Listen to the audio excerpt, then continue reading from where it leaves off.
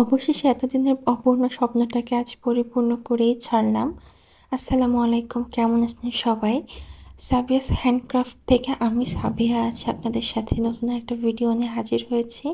এটা আমার প্রথম ক্যানভাস আর্ট। আমি এর আগে কখনোই ক্যানভাস আর্ট করিনি। তো আমার অনেক শখ ছিল আর কি যে ক্যানভাস আর্ট করব। তো ইনশাল্লাহ আস্তে আস্তে সব শখই পূরণ হচ্ছে। তো এই শখটা আল্লাহ পূরণ করে দিয়েছে, আল্লাহর কাছে শুকরিয়া। আপনাদের কাছে হয়তোবা খুবই সামান্য একটা বিষয়, কিন্তু আমার কাছে আসলে ছোট ছোট শখ স্বপ্নগুলো অনেক বড় আমার আমার নিজের কাছে আর কি। যাই হোক, আমি আজকে এখানে একটা বউ থিমের একটা পেন্টিং করবে। এগুলো কম বেশি সবাই এখন অনলাইনে দেখেন আর কি, মানে খুবই কমন একটা পেন্টিং। এটা প্রথমেই চুজ করার কারণ যে এটা খুবই সহজ হয়, আপনি আপনার ইচ্ছে মতো কালার দিয়ে ব্যাকগ্রাউন্ডটা সাজাতে পারেন।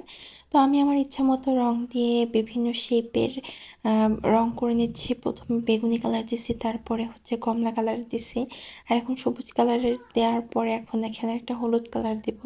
চেষ্টা করবেন কালারগুলো ডিপ রাখার জন্য।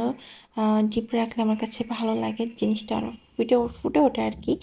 আর আপনার ইচ্ছা মতো আপনি যে কোনো কালার ইউজ করতে পারেন, তবে বেগুনি কালার, নেভি ব্লু কালার এগুলো একটু অ্যাভয়েড করবেন, কারণ উপরে যেহেতু কালো কালারের ফুল লতাপাতা করতে হয়, এই জন্য ব্যাকগ্রাউন্ডে বেগুনি বা নেভি ব্লু থাকলে ফুটবে না। তাই প্রথমে ভাবছিলাম যে একটা মার্কার পেন দিয়ে এটা করব, কিন্তু পরে দেখি যে কালিটা বসতেছে না, হয়তো আমার কলমের সমস্যা, আমি জানি না কেন। তো যাই হোক, কলমটা দিয়ে কোনো রকমে আঁকিয়ে নিলাম। এখন রং দিয়ে কাজটা সম্পূর্ণ করা লাগবে, যেহেতু মার্কারটা দিয়ে হলো না। তো এখন আমি কালো কালারের যে ডোমসের যে কালারটা ছিল ওখান থেকে কালার নিয়ে আমি কালার করতেছি। আর এই ডোমসের কালারটার ভিডিও কিন্তু অলরেডি আমি আপনাদের সাথে শেয়ার করছি। কালারটা কিন্তু আমার কাছে খুবই ভালো লাগে, আর খুব খুব খুব কম দাম। আমার কাছে তো পার্সোনালি খুবই ভালো লাগছে। আর বাকি যে কালার সেটা তো দেখাইছি, যে ওই যে বক্সের যে আপনার অ্যাক্রিলিক কালারগুলো পাওয়া যায়, এটা দিয়ে কাজ করছি বাকি কাজগুলো।